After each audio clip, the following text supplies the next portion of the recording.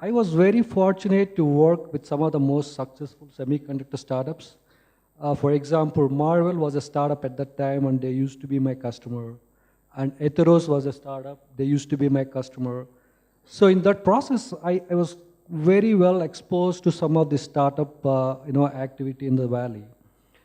And so I know people talking about building fabs in India. I'm sure it's definitely helpful and it's a great idea, and the country will definitely benefit out of it. But in the short term, I think we should focus more on the fabless model and see how we can promote fabless startups in India. And what does it take to have a startup, fabless startup in India, to take their idea to silicon, get it back, package, test it, maybe productize it, and be successful out of it? What are the challenges? So the mainly I see three areas. I keep the funding side apart. One is access to the tools and to go design, and that's one of the biggest component. And looks like institutes like Dayan and Sagar, they are creating incubation centers, and they can really help some of the startups in taking their concept and designing it. And the second part is basically, take their design and get it fabricated. And that's where I think the, organizations like IESA and maybe the Indian government, maybe they can set aside a fund and run a shuttle with TSMC, once in a quarter or once in 6 months. If it's a mixed signal chips, maybe they can run a shuttle with fabs like Towers or something like that, and at a subsidized rate, and get these guys to take their concepts in silicon and test it out. And definitely, the third area that coming back to the funding, it is going to be tough. I think the kind of chips people used to do in the past is large networking SoCs and large CPU type of chips. And I don't think there is a huge opportunity right there. None of the VCs are really funding those kind of things.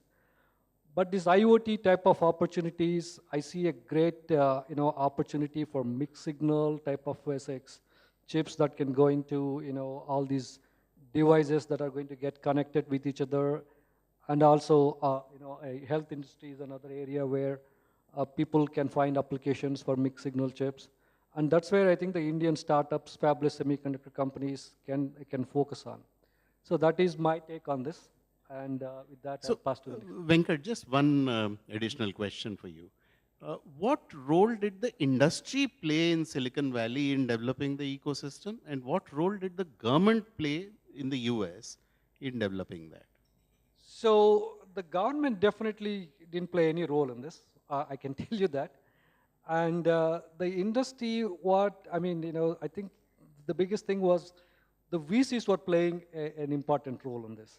They were funding it, but some of the way I can see, the industry played a role is in it is they were looking at good startups and they were giving them good valuations and acquired them.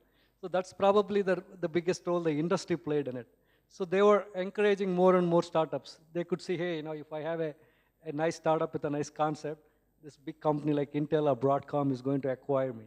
So these guys were constantly looking for fresh ideas, fresh startups to acquire. That's probably the role industry And played. also in terms of development tools and so on, did the Uh, industry provide those at a... no. These guys were getting enough funding to get their own EDA tools and things like Okay, all right. So the message is very clear. The big industries should be ready to acquire the startups once they grow up. I think that's the sort of an ecosystem that we need to create here.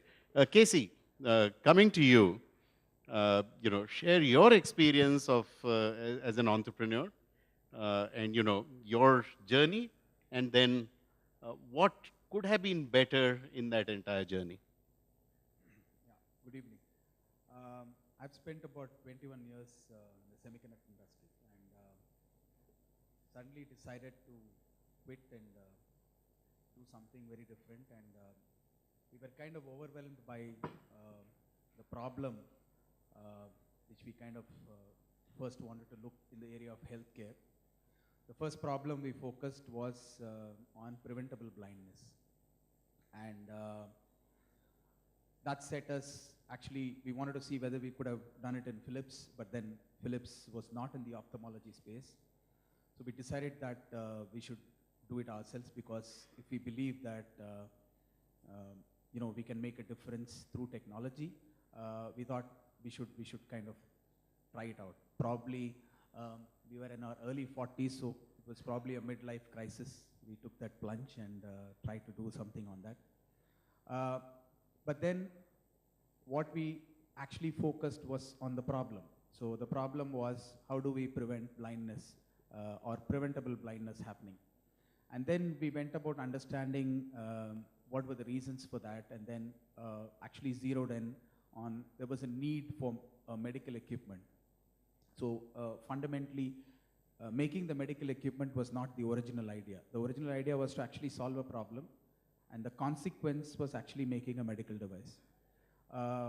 And of course, today, 5 years since we started, we have actually made the equipment. It took us about 2 years to make, and then had a lot of struggle as a startup, and then made the equipment, got it clinically evaluated. Today it has got about 600 odd installations. We've gone into 19 countries. We raised about 2 rounds of funding, about $13 million.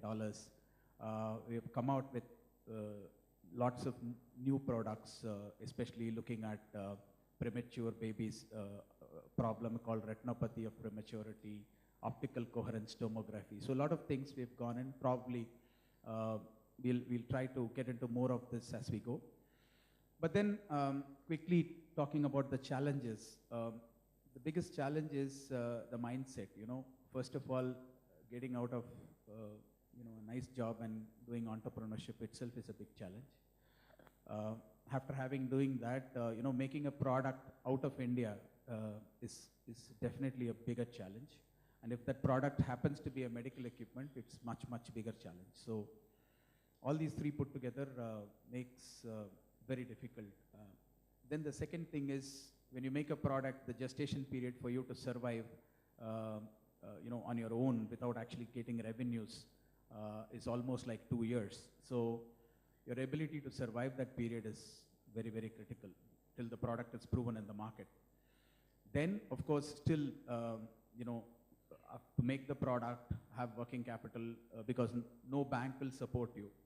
So to take that and move, raise venture money is going to be the next big challenge. Fortunately, we were able to do that. From a competency standpoint, we got into the area of optics, and optic competency is not very common in India. You have a lot of hardware capabilities, you have software capabilities, but when you get into real science, optics, you don't get that much of talent available. So also the tools are reasonably expensive, even the optic simulation. So these were a couple of these challenges. And then, of course, when you make a product and go to the market accepting an India-made product in India is the first challenge. Fortunately, the adaptation was quite good in India. But then taking an India product and an India story to go to international markets is very critical. So the look and feel of the product has to be really world class. Otherwise, nobody will touch you, because they'll not take it seriously. So in the initial stages, when we made the prototype or designed the industrial design of the product, that's also a challenge. You don't have too much of ecosystem to develop rapid prototyping for you, so that you can't go and put a box in front of the doctor to test it. You actually have to make it look like a medical device. So what is possible in some of the other areas is not possible in the medical devices space. So these are a few challenges which we face. Okay, so just taking a cue from what Venkat had said, on a scale of 10, how easy or difficult was it for you to raise the money? And also, what's your exit strategy? Who do you think is, in how much time and what kind of thing you expect?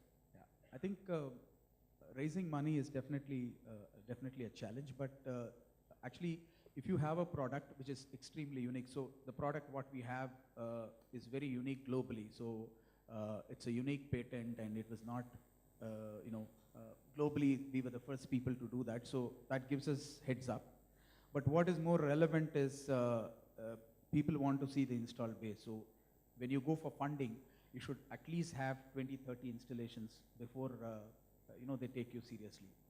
And then you also have to have a complete story. So ours was not a medical device alone, so it was a solution. So it had the device, then it had algorithms which can detect the problem, then it had cloud, all the buzzwords the VCs like. So analytics, everything. So VCs are happy when you hear all these buzzwords.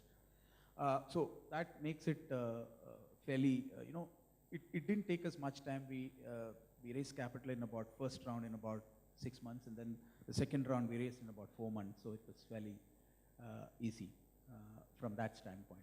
And then what Exit? I think for a medical devices company, consolidation is going to be very critical. So either we acquire and go both organically and inorganically.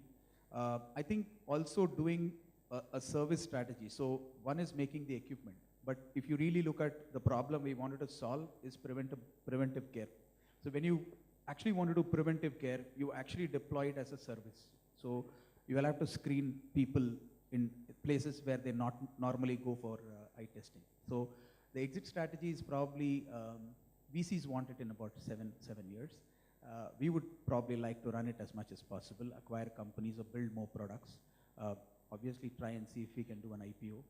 So this could be multiple things, yeah. Okay, thanks. What am I doing on this panel? So let me share that also with you. With TIE as well as Indian Angel Network, I'm a co-founder of Indian Angel Network and was associated with TIE right from the beginning. I've seen a whole lot of, in the last 2 decades, the entire ecosystem evolve. I've seen the growth in terms of whether it was the BPO industry and then subsequently, whether it was .com and e-commerce and mobile apps and so on. And with this, Mr. Modi's theme of Make in India, we thought that the time was right to look at things happening in the ESDM space. So we put together, along with IESA, a proposal to the Government of India of setting up what we named as an Electropreneur Park.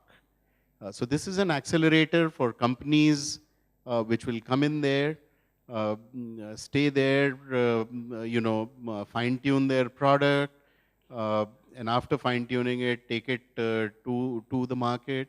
And we have a set of mentors which will help them do that, raise funding, and therefore ensure that there are breakthrough companies that get created. The idea of the Electropreneur Park, and the first one which is coming up is in Delhi University, is that 50 companies will be nurtured there. And IESA and Cyber Media, we are quite hopeful of setting up many more. So currently we are in talks of expanding this not just as 1, but probably 7 such Electropreneur Parks, so that 350 companies can be mentored, nurtured, funded, and I'm sure out of those at least 10%, 35 could be world-class companies, all focused on IP-led creation of ESDM products here in India. And therefore, those of you who are startups, please watch out for this space. Because I think in another 15, 20 days, the Prime Minister is going to make an announcement about it. And then in another 2 months, we will be actually physically starting the accelerator in Delhi. Vivek, coming back to you. And by the way, we have kept 30 minutes for Q&A. So I can still see 35 minutes on the screen. So 5 more minutes. And then after that, we want to actually spend half an hour fielding questions from you.